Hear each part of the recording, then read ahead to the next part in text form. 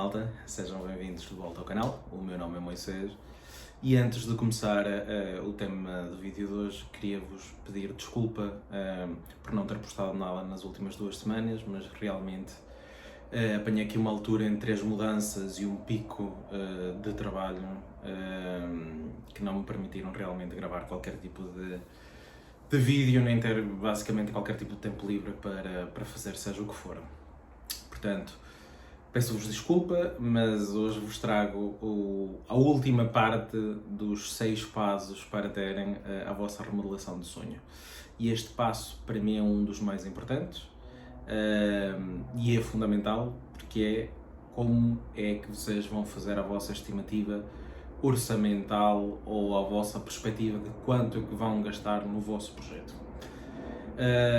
E para tal vou-vos mostrar agora um processo simples, relativamente fiável, que vos dá uma perspectiva inicial de quanto é que vocês precisam para começar o vosso projeto.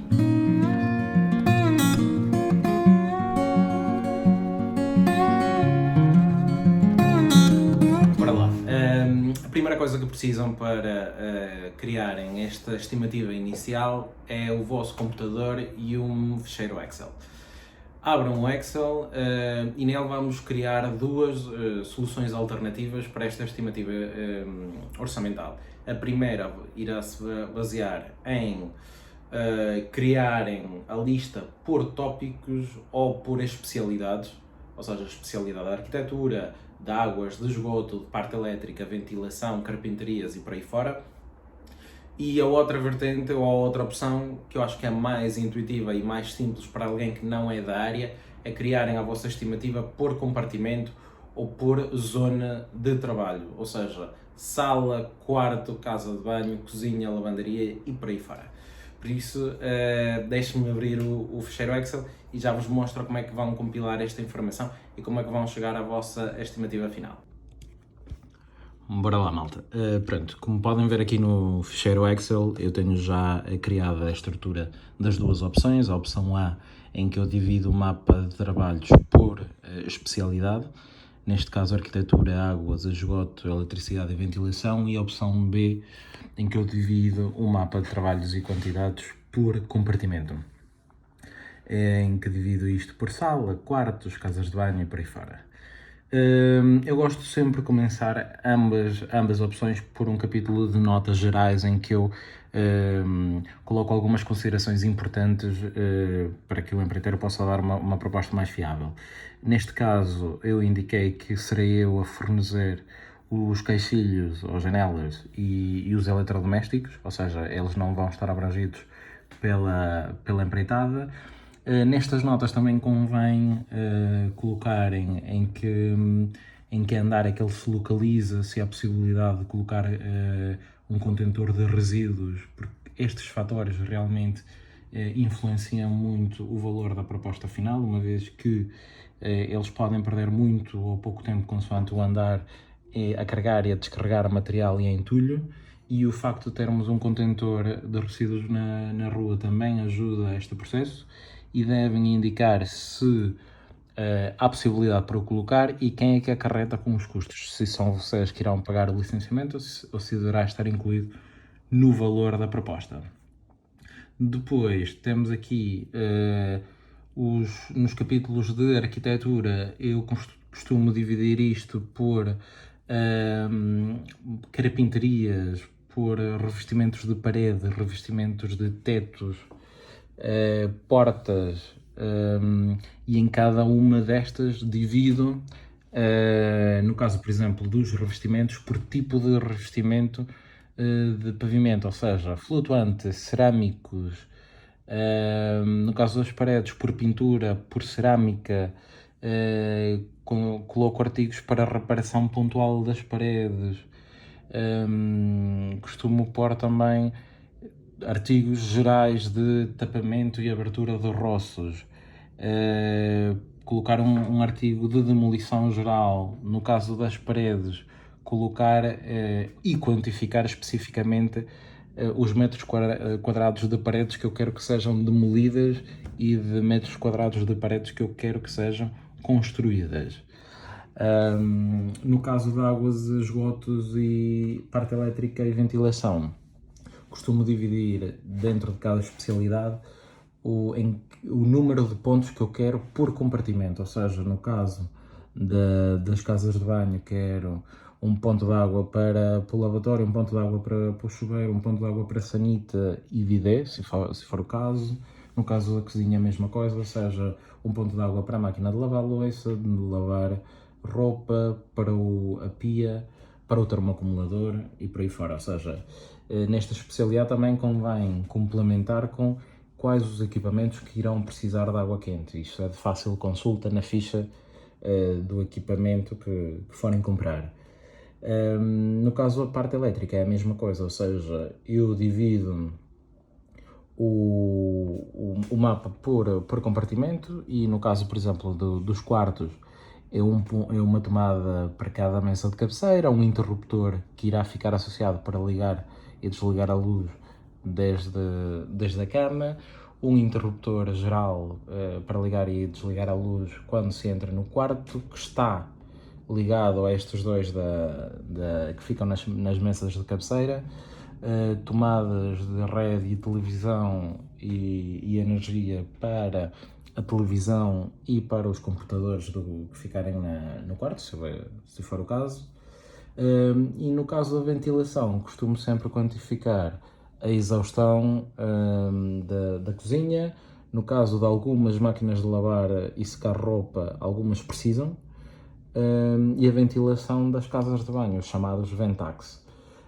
Depois de terem esta estrutura fechada, passámos à parte de colocar ou criar os preços unitários, ou seja, no vídeo anterior falei-vos de vocês irem aos showrooms e a lojas, verem os materiais que realmente queriam aplicar e uma vez que tenham escolhido aqueles materiais, conseguem saber facilmente os preços, quer sejam dados pelo showroom, quer pelos próprios fornecedores. Portanto, a esse preço unitário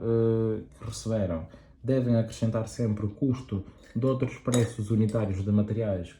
complementares, ou seja, no caso de pavimentos, o custo da cola, o custo das mantas,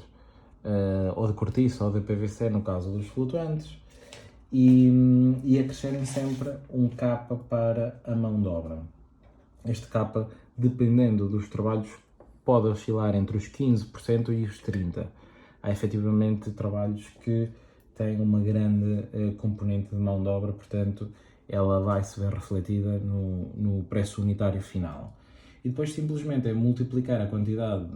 desse artigo versus o preço unitário e obtém o valor para aquele fornecimento e montagem de um determinado revestimento ou de uma determinada solução. Depois aconselho-vos a fazerem um somatório parcelar destes subcapítulos para assim conseguirem saber qual é aquele que tem mais peso no valor final do vosso orçamento e assim concentrarem-se em afinar e tentarem arranjar alternativas mais económicas para conseguirem reduzir ainda mais o orçamento final. Por último, tem aqui a segunda opção do mapa, em que divido o mapa por compartimentos. É uma opção muito mais intuitiva, muito mais fácil,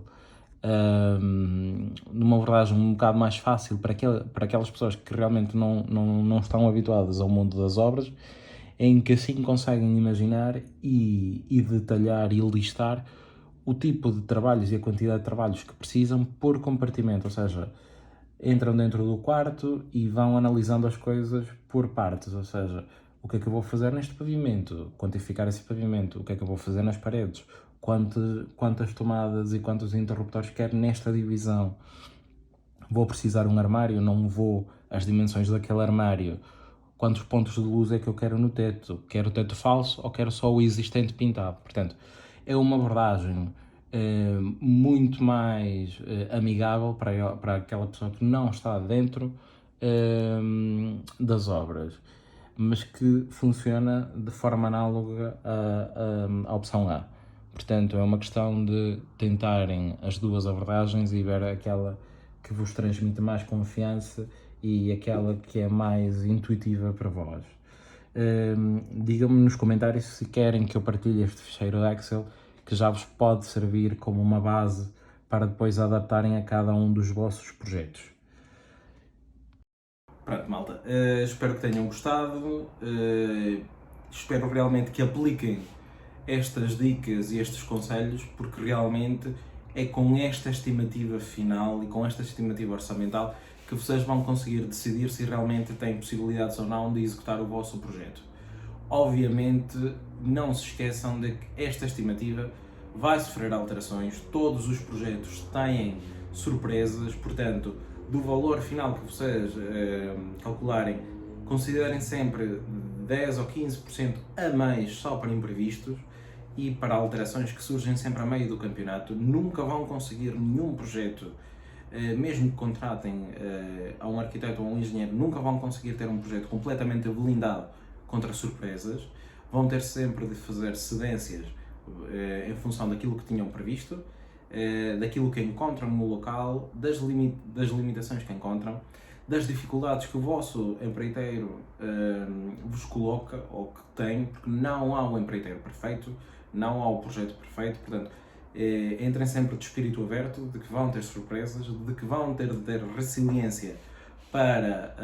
as ultrapassar, mas acima de tudo que tenham de ter dinheiro e capacidade financeira para as contornar, porque